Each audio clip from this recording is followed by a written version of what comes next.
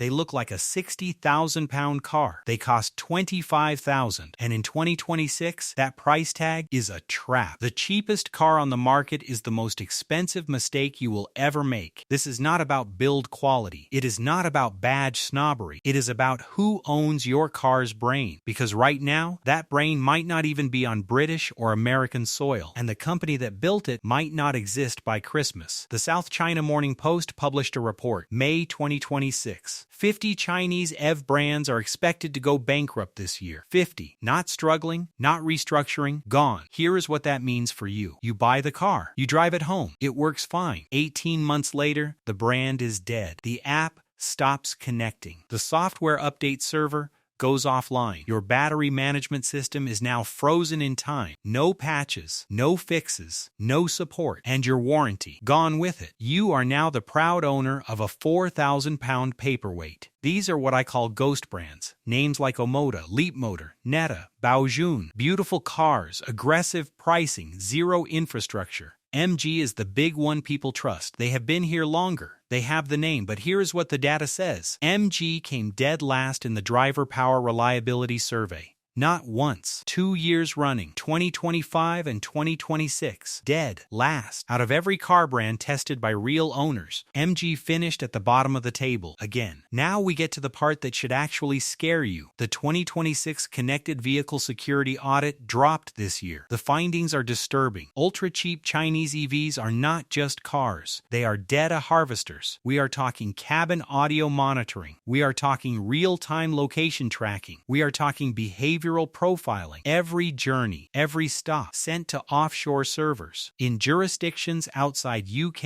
and US law, you cannot request deletion under GDPR if the server is not in the EU. You cannot sue under US privacy law if the data left the country. You own the car. You do not own the data it creates. And here is the thing about privacy policies. Nobody reads them. They are written to be unreadable. So here is what I want you to do. Open Claude AI, the new Claude 4.6 model. Copy and paste the privacy disclosure from the car brand's website. Then use this exact prompt. Analyze the 2026 privacy disclosure for this brand. Identify all clauses regarding third-party data transfer and remote audio monitoring. Is this car a vehicle or a mobile surveillance unit? Claude will read every clause, every buried sentence. It will surface the language they hoped you would never find. I ran this on 3 popular cheap EV brands this week. All 3 had clauses permitting audio data collection. 2 had clauses permitting data sharing with unspecified third parties. 1 had a clause that allowed the manufacturer to remotely access the vehicle. Remotely access your vehicle. Read that again. Let us say none of that bothers you. Let us say you take the risk on the data.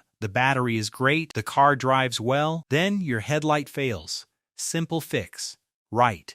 Wrong. There are 0 certified parts warehouses in the UK for brands like Omoda or GWM. 0 in the United States either. Independent mechanics cannot source certified components. Dealerships do not carry stock. You are looking at a 6-month wait for a headlight. 6 months. Your car is sitting, undrivable, and if it is beyond a headlight, if it is a battery module or a control unit, good luck. The cheap car just became your most expensive repair bill. I want to ask you something directly. Would you trade your privacy for a 20,000-pound discount?